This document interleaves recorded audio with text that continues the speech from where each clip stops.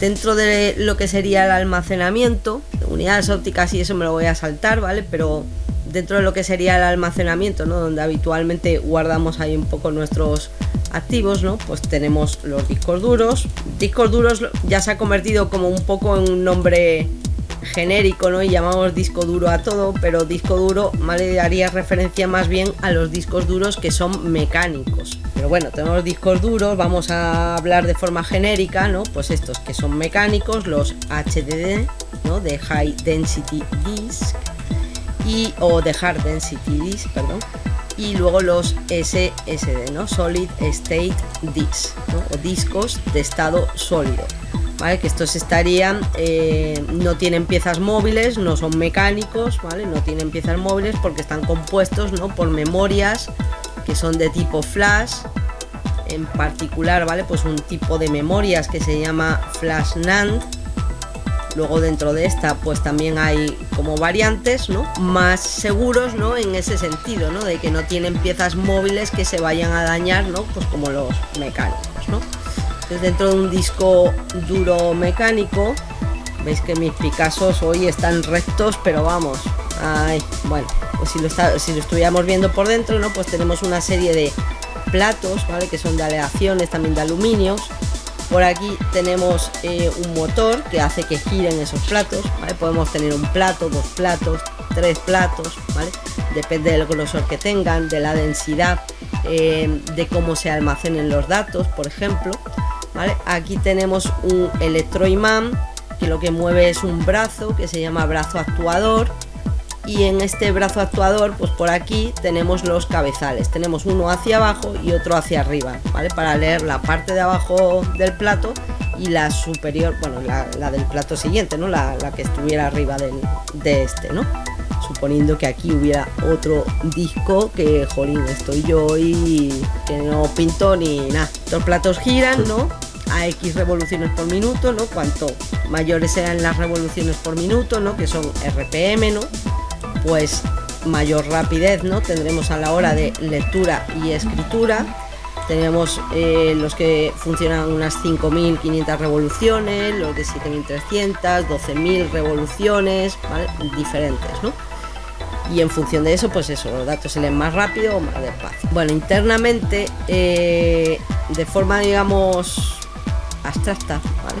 Pues estos discos están divididos, ¿vale? En pistas, en sectores, y si tuviera más de un plato, imaginaros que con un taladro hiciera un agujero, ¿vale? Así, pues eso sería un cilindro. Esto sería abriéndolo por dentro. Los discos están cerrados herméticamente, ¿vale? Porque estos platos no pueden dañarse, ¿vale? Se dañan con la humedad, se dañan con el polvo, se dañan en cuanto pongo un dedo encima, ¿vale? Eso son causas por las cuales también, ¿no? Se podría perder los datos que hay ahí, ¿no? El mal manejo, ¿no? de los discos. De hecho, un disco duro no se repara de una forma normal, digamos, es decir, que yo no debería coger, abrirlo en mi casa y repararlo así de cualquier forma, ¿no? Normalmente se reparan en laboratorios que están especialmente preparados, ¿vale? Con máquinas que extraen el polvo, que extraen el aire, que tienen una temperatura, humedad, presión adecuada, ¿vale? Para que cuando se abra el disco, ¿vale? No le afecten esas cosas, ¿no? Y normalmente pues se meten en cámaras, ¿vale? Donde se manipulan desde fuera, ¿vale? Pues para evitar eso, ¿vale? Que le caiga una motita de polvo o estas cosas, ¿no? Son como... Yo siempre digo que si a mí me tuvieran que operar alguna vez, ¿vale? Preferiría que lo hicieran en una cámara limpia, que es como se llaman estos sitios, a que lo hicieran en un quirófano, ¿vale? Me parece que es mucho más limpia una cámara limpia, ¿vale? Que un quirófano, para que os hagáis una idea del cuidado que hay que tener, ¿no? Bueno, luego por aquí, en la parte trasera, ¿no? Pues tendremos los conectores, dependiendo, ¿no? De si es SATA, ¿vale? Pues tendremos un conector, ¿no? Para la alimentación y un conector más chiquitito para los datos. Y si la interfaz de salida que tenemos es de las antiguas, ¿vale? Pues podríamos tener un conector de tipo IDE, ¿vale? Que tiene aquí varios pines, ¿vale? O un conector a la vez, ¿vale? Un conector de tipo Molex, ¿vale? Que sería para alimentar, ¿no? El disco duro. En el caso de estos, ¿vale? Que llevan esta interfaz IDE, ¿vale? Esto se llama IDE, esto se llama Molex. Pues también tendríamos una serie de pines que suelen estar aquí, ¿vale? Porque acordaos que os dije que en un IDE, cable de IDE, yo puedo conectar dos dispositivos, ¿no? De aquí, ¿vale? Va a salir una faja, un conector de datos, ¿vale? Que va a tener tres sitios, tres puntos, ¿vale? Donde yo puedo conectar algo, ¿no? Uno que va a la placa base, uno que suele ser el extremo, ¿vale? Que sería el que se llama master, digamos que de este canal de datos, el que puede transmitir o tiene prioridad para transmitir la información sería el master, ¿vale? Y luego otro para el esclavo. Aquí conectaría, por ejemplo, un disco duro, aquí conectaría otro disco duro, ¿no? Pero este sería el que tiene prioridad, ¿vale? Para enviar la información sobre este. La información se envía en paralelo. Entonces, estos pines que hay aquí, ¿vale? Yo puedo definir si un disco va a ser master o esclavo, ¿vale? En función de si está colocado en estas determinadas posiciones en el cable y en función también de estos pines, ¿vale? Estos pines, ¿vale? Pues sería como algo así más o menos, ¿vale? Entonces tendría estos dos primeros pines que me indicaría, porque esto siempre viene serigrafiado, que serían para conectar el máster, estos que serían para conectar el esclavo, este que se llama CL, que es selección de cable, ¿vale? Es decir, que si yo hago un puente entre estos dos pines, lo que le estoy diciendo al disco duro, ¿vale? Y a mi placa base es que se fije quién es el máster y quién es el esclavo en función de la colocación de los discos en el cable. Y en discos todavía mucho más antiguos, pues igual de la época del Pentium 3 más o menos, ¿vale? Cuando empezaron a haber discos que ahora os parecerá una risión, ¿no? De 32 gigas, ¿no? Y cosas así, ¿vale? Pues para poder utilizar discos mayores de 32 gigas. Conectaría o haría un puente entre estos dos, y ese puente, ¿vale? Se hace con un plastiquito pequeñito, ¿no? Azulito suele ser, que internamente, ¿no? Pues es así, y que tiene aquí dos pines, bueno, dos agujeritos donde se conectan estos pines, porque estos sí son pines, ¿vale? Y que lo que hace es un puente, ¿no? Entre estas dos conexiones. Entonces, bueno, pues si quiero que sea máster lo conecto aquí, si quiero que sea esclavo lo conecto aquí, si quiero que lo decida en función del cable lo conecto aquí, y si es un equipo muy antiguo y el disco es de más de 32 gigas, ¿vale? Pues tendría que ponerlo aquí para que reconozca el disco. Por la parte de debajo, ¿vale? Por aquí, ¿vale? Pues lo que tendremos será el circuito. El tema del almacenaje, ¿vale? De los datos que puedo almacenar, pues depende, ¿no? De los discos, ¿vale? Que tenga, básicamente de los platos que tenga, y como os digo, de la densidad mediante la cual yo almaceno los datos ahí, es decir, la cantidad de ceros y unos, ¿vale? Que puedo almacenar en un determinado espacio, ¿no? Lógicamente, ¿no? Nosotros aquí es donde vamos a guardar nuestros activos, así que este es nuestro bien más preciado, ¿no? El disco duro o cualquier dispositivo de almacenamiento en general. Estos discos, ¿vale? Al ser mecánicos, ¿no? Al tener piezas mecánicas, ¿vale? Pues tienen una serie de problemas. Bueno, ya os he dicho, ¿no? Que básicamente es la suciedad en general, ¿no? ¿Vale? La grasa, ¿no? Si se abren, por ejemplo, el polvo, la humedad, ¿no? También es un problema para estos discos. Los cambios de temperatura bruscos también, las vibraciones, ¿vale? Sobre todo cuando están funcionando, porque en discos duros más modernos, ¿vale? Cuando no están funcionando, aquí hay una zona, suele tener así como unos huecos, donde todas las cabezas lectoras, porque puede haber más de una, ¿vale? Yo he dibujado aquí solamente una, ¿vale? Pero puede haber más de un brazo actuador con sus cabezas lectoras, ¿vale? Entonces cuando se apaga el disco, lo que hace el brazo actuador es llevar los cabezales aquí, ¿vale? Digamos que los aparca ahí, ¿no? Y en discos duros más antiguos hay una zona aquí en el medio que se llama landing park, que sería donde se colocaría los cabezales, ¿vale? O donde se apoyarían cuando nosotros apagamos el disco, ¿vale? Pero aquí se pueden mover, aquí ya es más difícil, ¿vale? Que se puedan mover. Esto solamente está en discos, bueno, pues de hace unos años, ¿vale? Ya, pero pero más modernito. Luego otro problema que tenemos, ¿vale? Es que estos discos graban la información de forma magnética, ¿no? ¿Qué problema podemos tener cuando la información se graba de esta forma? Retrasos. Por ejemplo, si tienes un archivo bastante grande y se coloca en diferentes zonas, diferentes partes de este disco, de este espacio, necesita tiempo para mover esta cabecita de un lado al otro. Trazos, bueno, que son más lentos, ¿vale?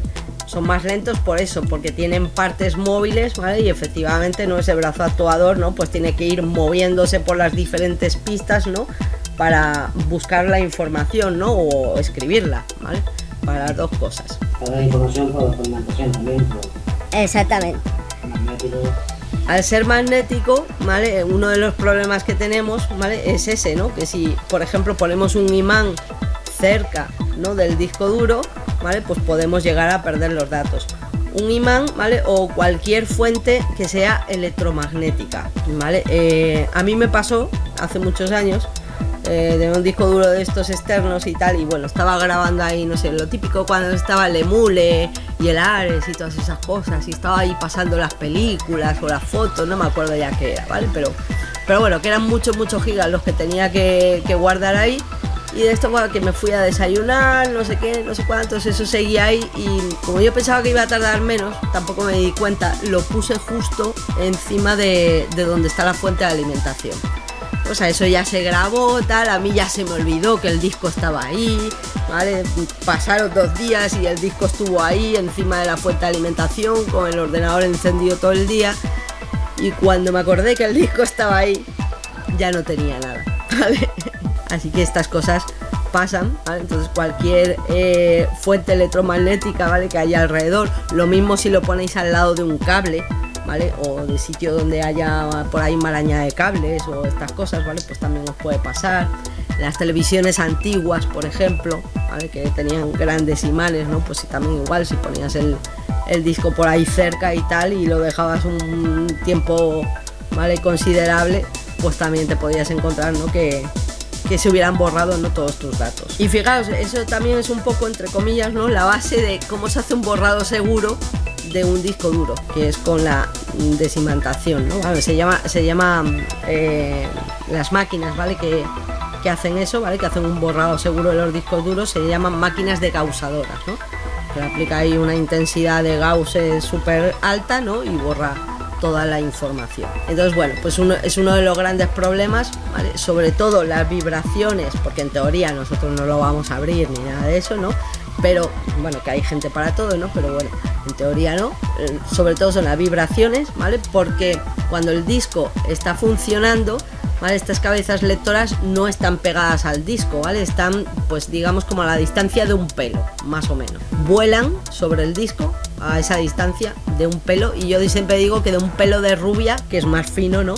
Que el de una morena, ¿no? Entonces a muy poquita distancia están volando sobre el disco, y cualquier vibración, ¿vale? Pues haría que rebotara sobre el disco y lo pudiera rayar, ¿no? Y dañar la información que está ahí. Respecto a esto que estaba comentando Edward, también de los retrasos, ¿no? De lo que tarda, ¿no? Las cabezas lectoras en ir a las diferentes partes, ¿vale?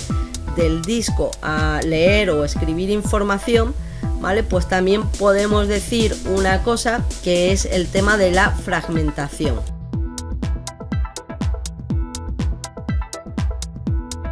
Estos discos, ¿vale? Tienen un problema que es también lo que los hace que sean también más lentos, ¿vale?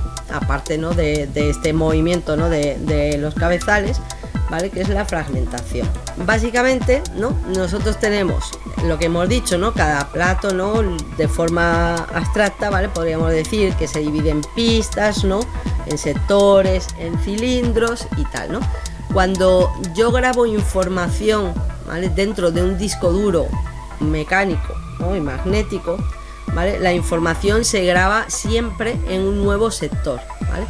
Esto quiere decir que si yo grabo, es esta parte que está aquí en rojo, ¿no? Este trocito de información, ¿vale?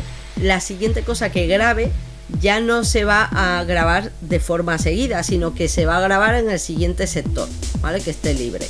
Entonces todo este espacio, ¿vale? Esto que veis aquí que he puesto en negro, quedaría libre, ¿vale? Realmente sería un espacio que quedaría libre y estaría desaprovechado, ¿vale? A ojos de mi sistema operativo este espacio no existe, porque le entiende, ¿vale? De sectores que están ocupados. También, ¿vale? Ocurre que muchas veces, ¿no? Un dato, ¿vale? Se graba en varios sectores y en diferentes pistas, ¿vale? Cuando el disco está muy fragmentado, pues los datos pueden estar por ahí muy dispersos, ¿no? Entre todas las pistas y sectores del disco, y esa es la razón, ¿no? Por la que para leer un dato, ¿vale? La cabeza lectora y el brazo actuador, ¿no? Se tienen que estar moviendo de un sitio para otro, ¿no? Y ese ruidito, ¿no? que escucháis de un disco mecánico, ¿vale? Pues para poder ir extrayendo la información. Al final, si tenemos un disco que es de gran capacidad, podemos estar desperdiciando bastantes gigas. Yo recuerdo, hay un caso que no era un disco para lo que hay ahora de los más grandes, ¿vale? Pero era un disco de 256 gigas o una cosa así, que no se había desfragmentado durante bastante tiempo.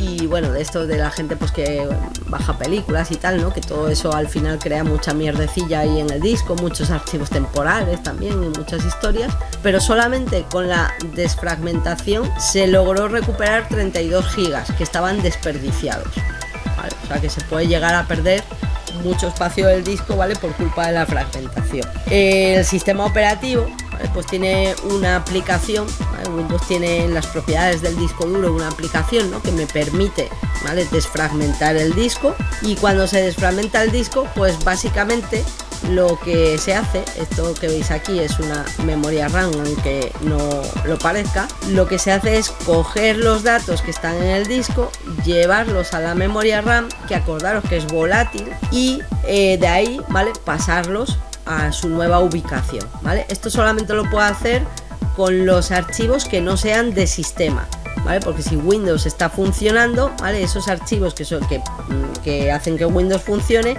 no se pueden mover de sitio, ¿vale? Entonces habrá algunos que seguirán estando por ahí dispersos, ¿vale? Pero la gran mayoría los habremos podido agrupar todos seguiditos, ¿vale? De forma que el brazo actuador no se va a tener que mover y va a estar prácticamente leyendo, ¿vale? En la misma pista, o dentro de lo que se pueda, ¿vale? Pues en la misma pista. Entonces esto es algo que solamente ocurre en los discos mecánicos.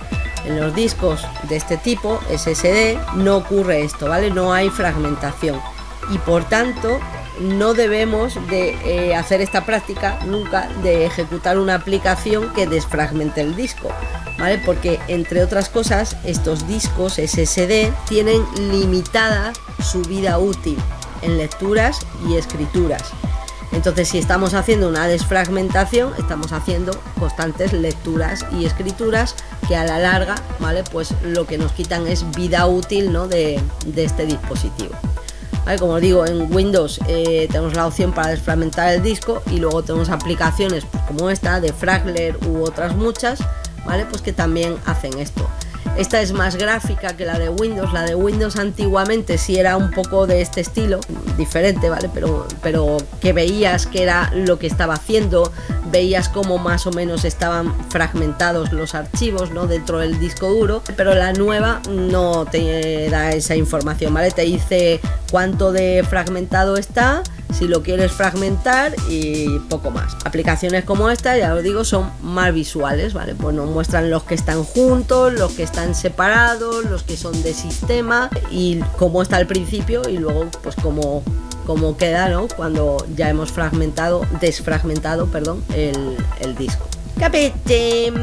Si aquí en el explorador, ¿vale? Porque yo no soy amiga de y no deberíais ser amigos tampoco de instalar aplicaciones en el equipo que realmente ya tenéis, ¿vale? ¿Para qué quiero instalar el de Fragler? Que bueno, que lo único que es más visual, más bonito, ¿vale? En todo caso, ¿vale? Si ya tengo aquí una herramienta, ¿no? Que me permite hacer eso, ¿vale? Aquí en las propiedades del disco duro, pues vendría aquí a herramientas, y aquí tengo esta opción de optimizar y desfragmentar la unidad, donde me aparecerán todas las unidades de disco, ¿vale? Que tenga. Bueno, esta no la debería, ¿vale? De desfragmentar porque es una unidad de estado sólido, ¿vale? Estas, por ejemplo, ¿vale? Sí las podría desfragmentar, ¿vale? En principio no creo que estén muy mal, ¿vale? Pero lo que puedo hacer primero, ¿vale? Es coger y analizarlo, ¿vale? En teoría, ¿vale? Estaría analizando, ¿vale? Esta unidad, que otra vez se me va para allá. No, es que la quité, ¿vale? Yo he quitado de aquí lo de desfragmentar para hacerlo yo de forma manual, porque esta herramienta, ¿vale? Lo hace de forma automática. Pero lo hace de forma automática, ¿vale? Aquí en la configuración, ¿vale? Le podéis decir si la programáis, ¿vale? Si lo hacéis de forma, ¿vale? Diaria, mensual, ¿vale? O incluso no, si lo queréis hacer de forma manual, pues quitáis esto, ¿no? Y lo hacéis de forma manual. Bueno, yo es que lo había quitado, ¿vale? Esperar, porque es que me sale todo el rato en la otra pantalla, ¿vale? Entonces tengo que estar para aquí, para allá. Pero vamos, esto lo analiza, te dice el tanto por ciento, ¿no? de fragmentación que tiene. Y bueno, a ver, si es un 1, un 2% y tal, pues a lo mejor no merece mucho la pena en ese momento, ¿no? Desfragmentarlo, porque además en función del tamaño del disco duro, pues eso puede tardar un tiempecito. Y tiempecito en el cual, aunque todo en tu equipo esté funcional, ¿vale? No deberíamos de usar el equipo mientras están extrayendo, ¿no? Datos a la memoria RAM y volviéndolos a poner en el disco, ¿vale? Con lo cual sería tiempo que no deberías usar tu ordenador. Cierro esto, entonces esta herramienta está aquí, ¿vale? Una vez que lo he analizado, ¿vale? Le daría al botón este de optimizar que estaba al lado y se podría hacer la desfragmentación.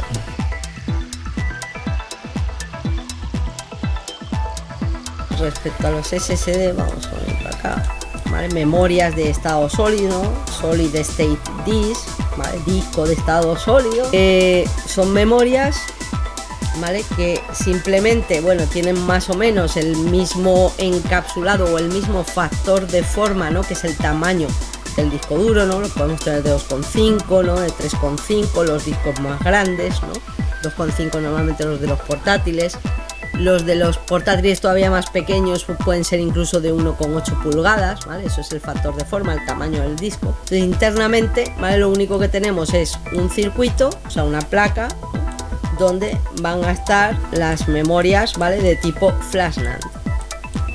Y aquí la información ya no se graba de forma magnética, sino que se graba de forma eléctrica. Son muchísimo más rápidos, ¿vale? Porque no tienen esas partes móviles, ¿vale? Más rápidos.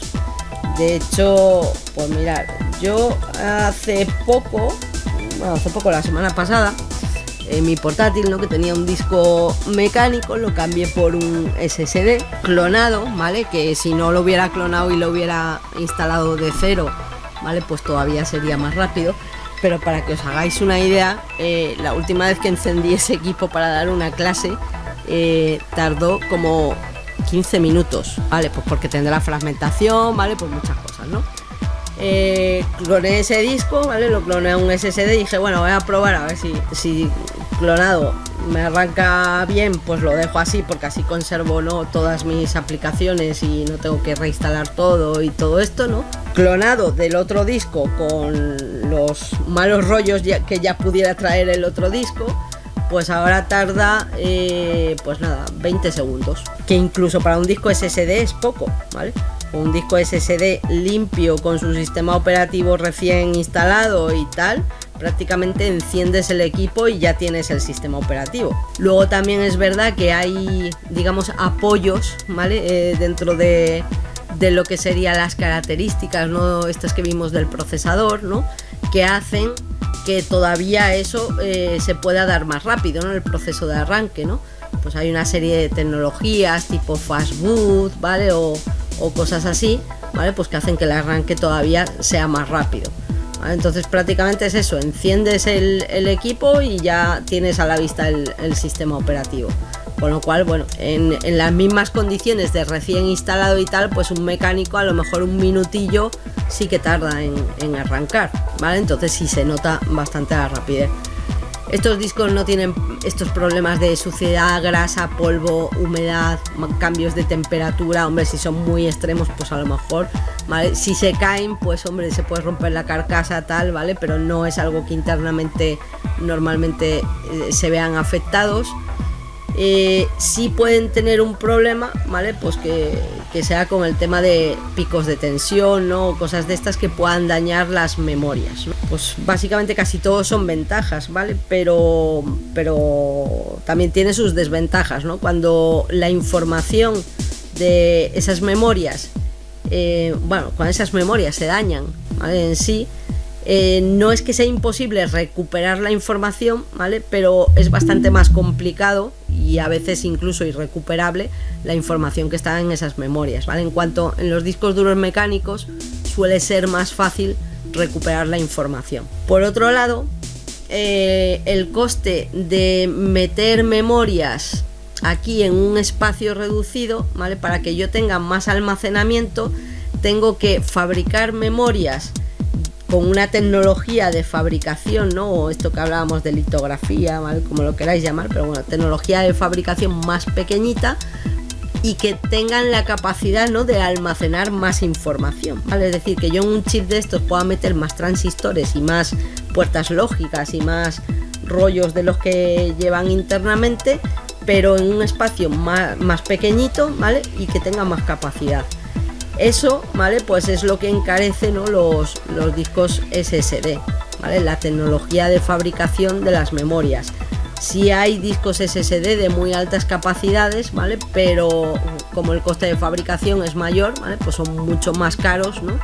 Un tera, ¿no? de SSD es mucho más caro que un tera de un disco duro mecánico. Cada vez ya menos, ¿no? Pero viene todavía siendo un problema, ¿no? que tienen los discos SSD, ¿no? De hecho, cuando compráis un portátil, ¿no? Pues a lo mejor todavía hay portátiles que te vienen con un disco de 256 gigas, de 512, que yo no sé vosotros, pero yo con eso no hago nada. No, muy poco, la verdad.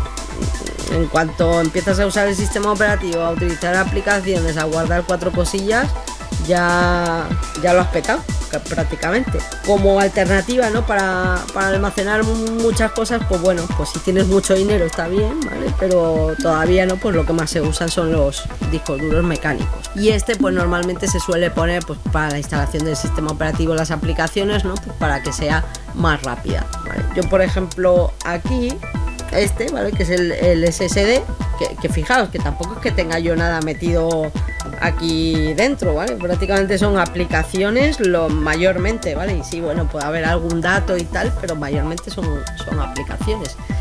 Y luego, ¿vale? Lo que tengo son 2 discos duros mecánicos, ¿vale? Pues para el almacenamiento. Que en principio estos era para hacer un RAID, ¿vale? Para que la misma información que estuviera aquí, ¿vale? Estuviera aquí, un RAID espejo que se llama, pues si uno se rompe, ¿no? Pues que la información siguiera ahí, ¿vale? Al final no lo he hecho así, ¿vale? Lo que he hecho es que aquí guardo mayormente las cosas y aquí lo que hago son copias de seguridad de imágenes completas del disco cada X tiempo. Pues un poco, ¿no? Para salvaguardar, ¿no? la información, ¿no? En caso de que falle uno de estos discos mecánicos. Además, la imagen, bueno, el vídeo ese que hemos visto de la fuente de alimentación, esa es ese era mi ordenador, es este ordenador, ¿vale? En particular.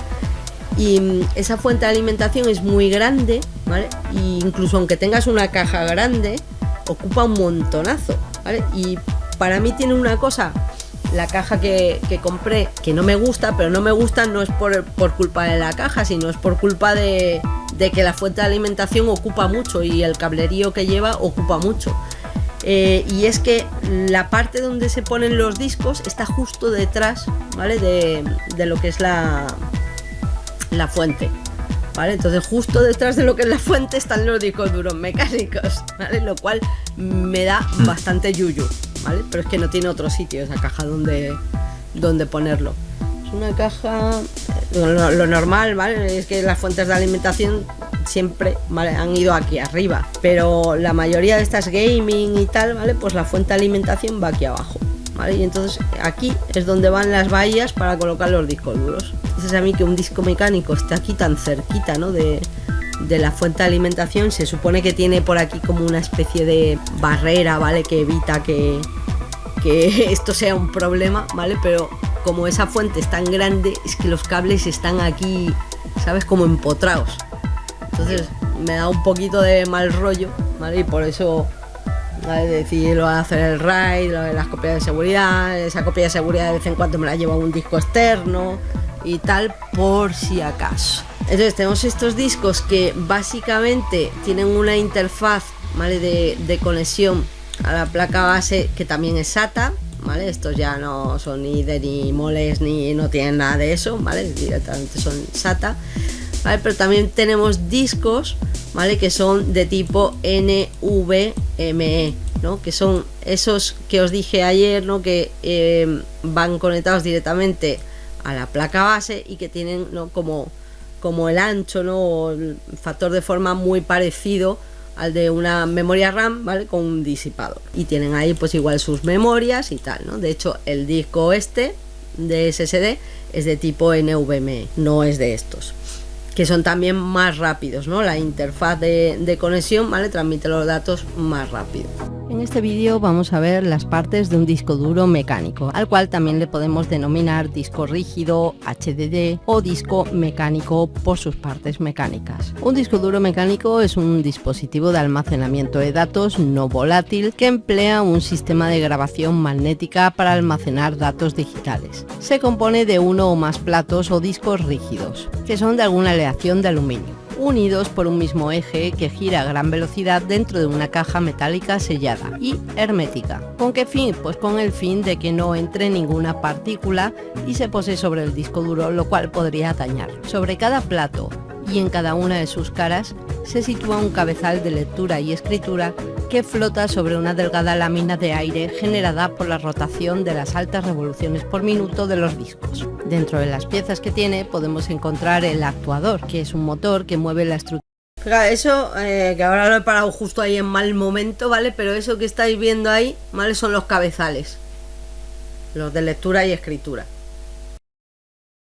que contienen las cabezas de lectura entre el centro y el borde externo de los discos. Un actuador usa la fuerza de un campo electromagnético empujado contra magnetos fijos para mover las cabezas a través del disco. La controladora manda más corriente a través del electromagneto para mover las cabezas cerca del borde del disco. En los platos es donde se guarda la información. Están dispuestos en forma horizontal y cada plato tiene dos caras o superficies magnetizadas, una superior y otra inferior. Normalmente están construidos en alguna aleación de aluminio, metal o cristal. Para almacenar la información en ellos, disponen de celdas en donde es posible magnetizarlas de forma positiva o negativa, es decir, con ceros o con unos, lo que viene siendo información binaria o digital. El cabezal es el elemento que hace la función de lectura o escritura. Habrá uno de estos por cada cara o superficie del plato, por lo que si tenemos dos platos tendremos 4 cabezas lectoras. Estas cabezas no hacen contacto directo con los platos, como ya hemos dicho. Si esto sucediera, el disco quedaría rayado y se corromperían los datos. Por eso es muy importante que si sospechas que tu disco duro está estropeado a nivel físico, no te aventures a abrirlo a la ligera. Existen sitios especiales con cámaras limpias donde reparan de forma segura los discos y recuperan tu información. Cuando los platos giran, se crea una fina... Ahí tenéis mi huella digital ya, ¿eh? Una película de aire que impide el contacto entre ellos. La distancia de separación aproximada es de unos 3 nanómetros, o como digo yo, un pelo de rubia, que es muy fino, pero incluso menos. El brazo mecánico es el elemento encargado de sujetar las cabezas lectoras. Permite el acceso a la información de los platos desplazando las cabezas lectoras de forma lineal desde el interior al exterior de los platos. El desplazamiento de estos es muy rápido, aunque debido a ser elementos mecánicos tienen bastantes limitaciones en cuanto a velocidad de lectura. Tendremos unos motores, 2 en concreto. Los motores se alimentan con 12 voltios. Y por cierto, que no lo he dicho, los 5 voltios, el cable rojo, alimenta la circuitería. Entonces, en cuanto a los motores, tendremos uno para hacer girar los platos, normalmente a una velocidad de entre 5000 y 7200 revoluciones por minuto, o incluso 10.000 y 15.000, y también tendremos otro para el movimiento de los brazos mecánicos.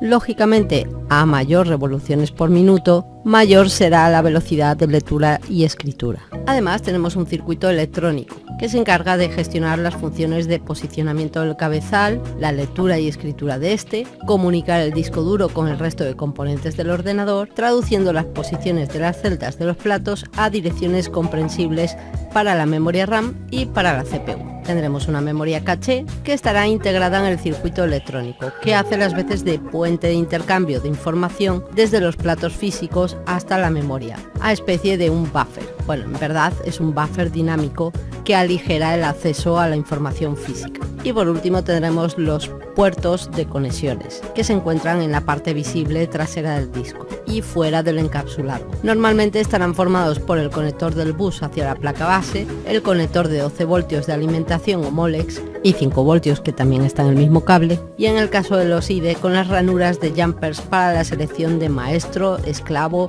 selección de cable o disco mayor de 32 GB en discos muy antiguos. Esto era para sistemas operativos que no eran capaces de gestionar discos mayores de 32 GB, con lo cual poniendo un jumper ahí podíamos limitar su capacidad. Dentro de las tecnologías de conexión a través de las cuales podemos transferir datos, tendríamos conectores IDE, también conocidos como ATA o PATA de Parallel. ATA, llamándose así porque transfieren los datos en paralelo, que permiten conectar dos o más dispositivos mediante un bus paralelo que está formado, el cable, por 40 u 80 hilos. 40 si no tiene toma tierra, 80 si tienen toma tierra. Es decir, serían 40 cables de datos, 40 tomas de tierra. Esta tecnología permite DMA o acceso directo a memoria, ya que permite la conexión directa entre la memoria RAM y el disco duro. Para conectar dos dispositivos a un mismo bus o a un mismo cable, tendríamos que configurarlos como maestro o esclavo. De esta forma, la controladora sabrá a quién debe enviar datos o leer sus datos y que no exista cruzamiento de información. Esta configuración se hace mediante jumpers. El maestro tendrá la prioridad para enviar los datos. La velocidad máxima de transferencia a un disco IDE es de 166 MB por segundo, también llamada Ultra ATA /166. Otro conector que podemos encontrar en los discos duros es el SATA o Serial ATA, en este caso porque transmite la información en serie y es mucho más rápida y eficiente que las tradicionales IDE. Permite conexiones en caliente de los dispositivos y cuenta con buses más pequeños y manejables. Podríamos encontrar otro tipo de conectores, como por ejemplo los SCSI, que también es una interfaz en paralelo, diseñada para discos duros de gran velocidad de almacenamiento y grandes velocidades de rotación, generalmente usada en servidores y clústeres de discos duros. Un controlador SCSI permite trabajar simultáneamente con 7 discos en una conexión tipo Margarita, de hasta 16 dispositivos. Otro conector que podríamos encontrar sería el SAS, que es una evolución de la interfaz SCSI y también tiene cierto parecido con SATA, permitiendo conectar varios dispositivos en un mismo bus, y además es capaz de proporcionar una tasa de transferencia constante para cada uno de ellos. Es posible conectar más de 16 dispositivos y cuenta con una interfaz de conexión SATA. Una controladora SAS puede comunicarse con un disco SATA, pero una controladora SATA no puede comunicarse con un disco SAS.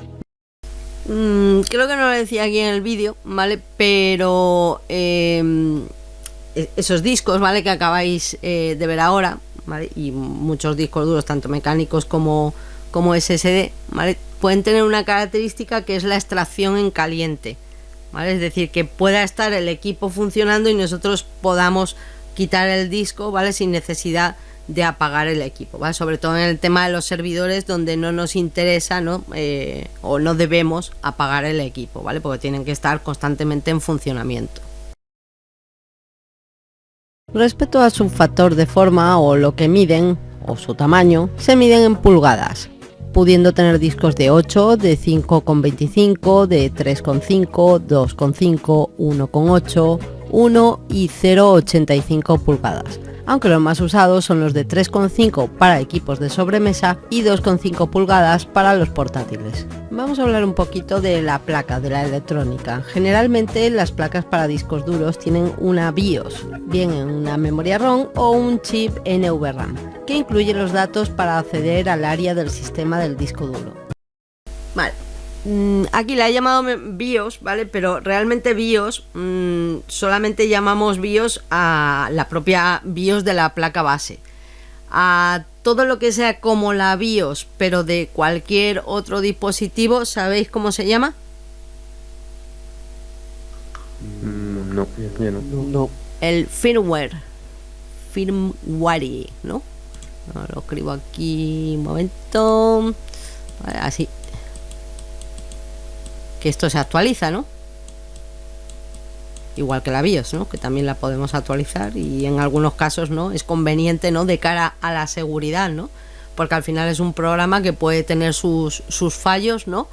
Y que se sacan parches igualmente, ¿no? Y que cada X tiempo, ¿vale? Pues deberíamos de comprobar si necesitamos actualizar, ¿vale? Entonces cualquier dispositivo de hardware que no sea la placa base tiene firmware, ¿vale? Pero que es equivalente a lo que en la placa base llamamos BIOS. Donde la BIOS no es compatible con tu disco duro, no hay otra forma de leer los datos del disco duro. Así que a la hora de cambiar la PCB o la placa, tiene que ser la original, que contenga la misma BIOS. Por lo general, si tuviéramos que cambiar alguna de estas piezas, los componentes no van a ser nuevos, así que tendremos que encontrarlos por ahí de segunda mano. Generalmente, por ejemplo, en AliExpress los venden. Y si como yo tienes síndrome de Diógenes de la electrónica, pues entonces tendrás por ahí muchos cacharros y alguno puede ser que cuele. En caso de que tengas que cambiar la placa PCB y tengas que comprarla, es responsabilidad del comprador saber si la placa es adecuada para su modelo de disco duro. Generalmente en la placa vamos a encontrar serigrafiado un número de serie para saber exactamente cuál es. Ojo, puede venir una pegatina, ese no es el número de serie, sino el que viene serigrafiado en la propia placa. Y debemos especificar el rep. De lo contrario no sabremos si la placa es compatible o no con cualquier otra que compremos, si no coincide. En la placa nos vamos a encontrar una serie de chips, ya hemos dicho, por un lado la memoria, por otro lado el controlador, la BIOS y el controlador de los motores. Y por aquí tendremos una serie de componentes que están relacionados con la alimentación. Hasta aquí hemos hablado de la estructura física de los discos duros, pero los discos duros también tienen una división lógica para su estructura de datos en cada plato. Tendremos una serie de pistas, cada una de las caras del disco está dividida en anillos concéntricos desde el interior hasta el exterior de la cara. Cada una de las caras del disco está dividida en anillos concéntricos desde el interior hasta el exterior de cada cara. La pista 0 representa el borde externo del disco duro. Tendremos cilindros, que son el conjunto de varias pistas. Un cilindro lo forman todas las circunferencias que están alineadas en forma vertical de cada uno de los platos y caras. Formarían un cilindro imaginario. Después tendremos los sectores. Las pistas a su vez están divididas en trozos llamados sectores. En estos tramos es donde se almacenan los bloques de datos. El tamaño de los sectores no es fijo, aunque lo normal es encontrarlo de unos 512 bytes. Antiguamente el tamaño de los sectores por cada pista era fijo, lo que hacía que las pistas exteriores con mayor diámetro quedaran desaprovechadas al tener huecos vacíos. Esto cambió con la tecnología ZBR o grabación de bits por zonas, que permite utilizar el espacio de forma más eficiente, al variar la cantidad de sectores en función del tamaño de la pista. Pistas de mayor radio tendrán más sectores. Y por último tenemos los clúster, o también llamados unidades de asignación, que son agrupaciones de sectores. Cada archivo ocupará un determinado número de clúster y ningún otro archivo podrá estar almacenado en un determinado clúster. Por ejemplo, si tenemos un clúster de 4096 bytes y un archivo de 2700, este ocupará un solo clúster y además sobrará espacio en él, pero no se podrá almacenar ningún archivo más en él. Cuando formateamos un disco duro, podemos asignar un determinado tamaño de clúster a este. Entre más pequeño sea el tamaño de clúster, mejor será asignado el espacio en él, especialmente para archivos pequeños, aunque por el contrario, más difícil será el acceso a los datos para la cabeza lectora. Todo esto que acabo de mencionar tiene mucho que ver con la fragmentación de los datos en los discos duros, en particular y exclusivamente en los mecánicos, ya que la fragmentación de la información no se produce en los discos SSD.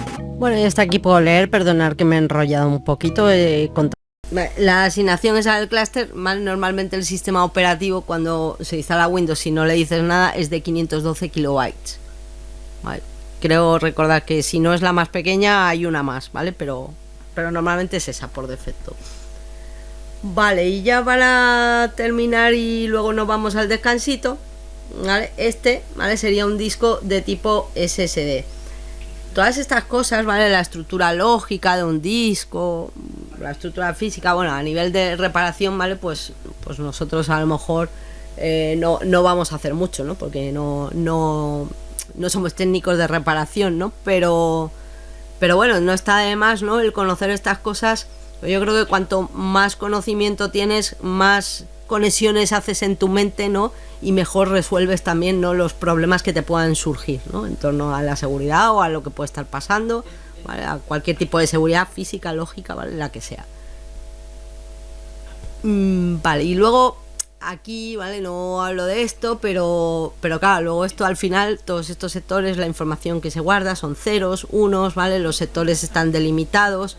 Y esa parte, ¿vale?, esa parte más de la estructura lógica y en cuanto a cómo se guarda la información en binario, sí es importante de cara al análisis forense, ¿vale? Bueno, esto es un disco SSD, ¿vale?, de tipo de conexión NVMe.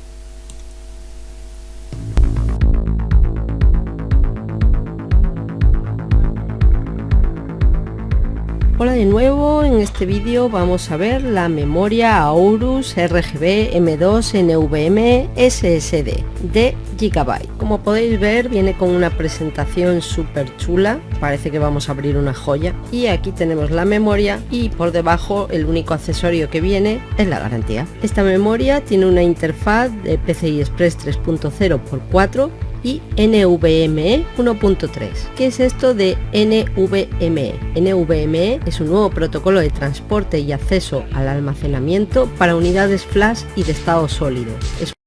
Veis que pone que son memorias de tipo no volátil, son del estilo de las memorias RAM, ¿vale? Porque es el mismo estilo, ¿vale? Solo que la memoria RAM es volátil, ¿no? Y esta no. Una memoria no volátil.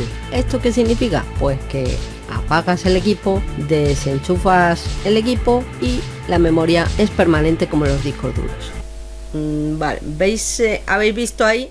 ¿Vale? Esto es la placa base, esto va conectado a ese conector NVMe, ¿vale? Se conecta así como a 45 grados, ¿vale? Como las memorias RAM también de los portátiles se conectan también así, a 45 grados, y luego, ¿vale?, se empuja hacia abajo y se atornilla, ¿vale? A pesar de ser una memoria NAND flash, que nos ofrece un rendimiento más alto y tiempos de respuesta más breves para todos los tipos de carga de trabajo. Para ofrecer un ancho de banda mayor y con una menor latencia, el protocolo NVMe accede al almacenamiento flash a través del bus PCI Express, que admite decenas de miles de colas de comando paralelas, y por lo tanto adquiere una velocidad mucho mayor que la de los discos duros y las arquitecturas all flash tradicionales, que están limitadas a una sola cola de comandos. NVMe se beneficia del almacenamiento de estado sólido y también de las CPUs de varios núcleos, así como de los gigas de memoria RAM. El factor de forma de esta memoria es M2 2280. Su esperanza de vida se mide en TBW o terabytes escritos. Vale, este concepto, ¿vale? Bueno, lo otro del factor de forma es el tamaño, ¿no? Y este concepto es muy importante, ¿vale? Esto viene en las características de este tipo de discos duros, ¿vale? Si vais a la página, este es un disco de Gigabyte, ¿vale? Si vais a la web de Gigabyte, ¿vale?, buscáis este modelo, pues veis ahí las características y van a venir una serie de siglas, ¿vale?, que son importantes, ¿no?, de cara a la seguridad, ¿vale? Porque nosotros cuando hacemos un análisis de riesgos, ¿vale?, es decir, vemos los riesgos que tienen nuestros activos y estas cosas, ¿vale? Pues una de las cosas que tenemos también que evaluar, ¿vale?, es la posibilidad o el tiempo en que está estimado que este disco va a empezar a fallar, ¿vale? Para más o menos un tiempo antes de que eso vaya a ocurrir, nosotros podamos sustituir con seguridad el disco y no perder nuestros datos, ¿vale? Entonces aquí vais a ver una serie de términos, ¿vale?, que están muy relacionados y que luego veremos en los análisis de riesgos. La unidad que hace referencia a todos los terabytes que se pueden escribir en una memoria NAND antes de que ésta se gaste. La media de los discos de TBW actuales es de 100-150, que aproximadamente pueden durar unos 20 años. por lo que sería difícil que veamos cómo se estropea, ya que lo más seguro es que ya hayamos cambiado de equipo.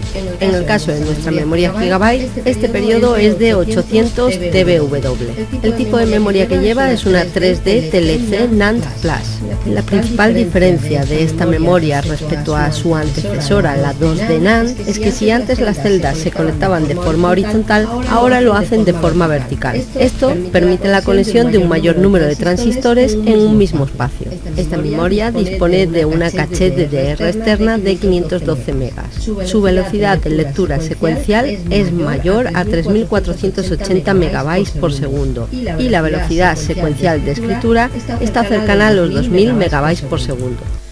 Vale, este es otro parámetro, vale, interesante, que también ocurre en los discos mecánicos, vale. En los discos mecánicos, vale, cuando hablamos de velocidad secuencial, vale, hablamos de la velocidad, vale, que vamos a poder obtener leyendo en la misma pista, vale. Si no es secuencial, vale, pues sería, ¿no?, que estamos cambiando, ¿no?, de pistas, de sectores, vale. Y aquí en los SSD, vale, pues esto al final es una memoria.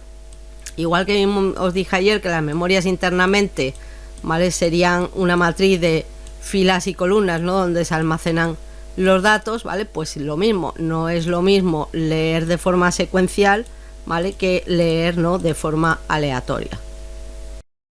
Un método común para medir el rendimiento en los discos duros SSD es el de las siglas IOPS, Inputs, Outputs per Second, o entradas y salidas por segundo, que determina a qué velocidad puede un disco duro leer datos y escribirlos. Normalmente este término se usa para medir diferentes situaciones de rendimiento, como por ejemplo la lectura aleatoria, Random Read IOPS, escritura aleatoria, Random Write IOPS o IOPS, lectura secuencial, Sequential Read IOPS y escritura secuencial, Sequential Write IOPS. IOPS o IOPS identifica básicamente la rapidez a la que puede trabajar un disco duro, y cuanto más rápido, pues mejor. En el caso de esta memoria tenemos un Random Read IOPS por encima de los 360 kilobytes y un Random Write IOPS por encima de los 440. Otro parámetro que podemos observar en los discos es el tiempo medio entre fallos, o MTBF, o Mean Time Between Failure, que es otro concepto, ¿vale?, que también veremos en el análisis de riesgos, ¿vale? Una medida aritmética, o un promedio, del tiempo entre fallos de un sistema, siendo uno de los principales indicadores de la disponibilidad de un equipo.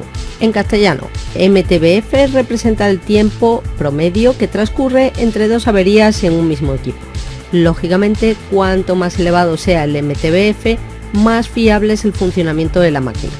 O, por ser un poco más técnicos, también podemos decir que menor es su downtime o tiempo de inactividad. Se puede calcular el MTBF con base en una diferencia entre el tiempo total disponible y el tiempo perdido, dividiendo por el número de paradas. En la imagen podéis ver la fórmula. Nuevamente en castellano, el tiempo disponible es el total de horas en los que la máquina ha estado operando. El tiempo de inactividad es el número de horas en las que estuvo parada, y el número de paradas corresponde, lógicamente, al número de averías. El MTBF de esta memoria es de 1,8 millones de horas.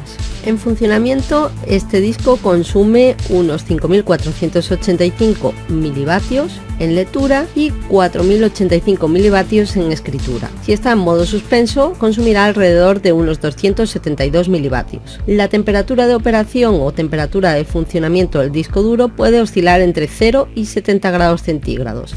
Otro parámetro importante que lo vais a encontrar también en muchos dispositivos de hardware, en servidores, tal, ¿vale? Es la temperatura de operación, ¿vale? Que no quiere decir, ¿vale?, que sea lo más adecuado que el disco estuviera a 70 grados constantemente, ¿vale?, ni que esté tampoco a 0, ¿vale?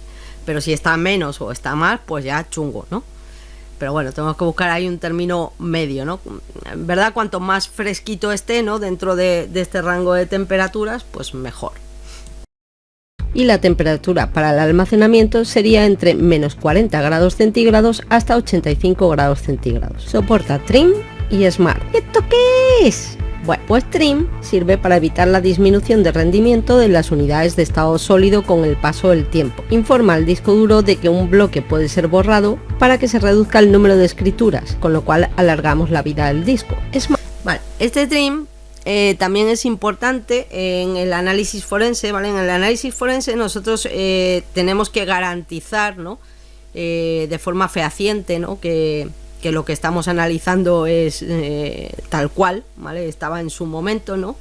Para eso, por ejemplo, cuando nosotros queremos garantizar que algo no ha modificado su información, ¿vale? Es decir, queremos garantizar la integridad de los datos, ¿vale? Pues lo que hacemos es calcular un hash, ¿no? Un hash es una función matemática que se aplica a los datos, que me genera un churro de números que siempre va a ser el mismo si los datos no cambian, ¿vale?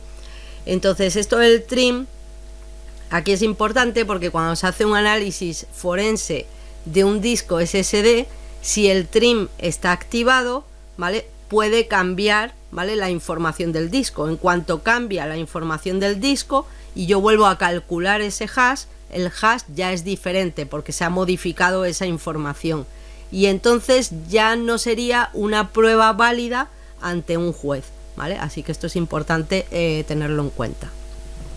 SMART son las siglas de Self Monitoring Analysis and Reporting Technology, que básicamente es una tecnología capaz de detectar fallos en el disco duro incluso antes de que se produzcan. Esta tecnología tiene que ser también compatible con la BIOS del equipo y estar activada. Enseguida de que se detecte un posible fallo, en el post de la BIOS nos aparecerá un mensaje informándonos del error y diciéndonos que, please, guarda tus datos antes de que sea demasiado tarde. Esta información es de mucho valor, ya que un disco que nos esté dando errores de SMART seguramente va a acabar fallando y por tanto perderemos los datos. Copias de seguridad. ¿Cuándo es la última que has hecho? Algunos de los parámetros que vigila SMART son los sectores reasignados, la temperatura del disco, la velocidad de lectura de los datos, la altura de vuelo del cabezal en el caso de los discos magnéticos, los códigos de corrección de errores y el contador de errores, por ejemplo, entre otras muchas más. Esta memoria también soporta cifrado de 256 bits con AES e incorpora la tecnología RGB Fusion para añadir más luces de colores a nuestro equipo, con 5 efectos de iluminación, que incluyen estático, pulsado, flash, doble flash y color cíclico, lógicamente para placas que soporten la tecnología RGB.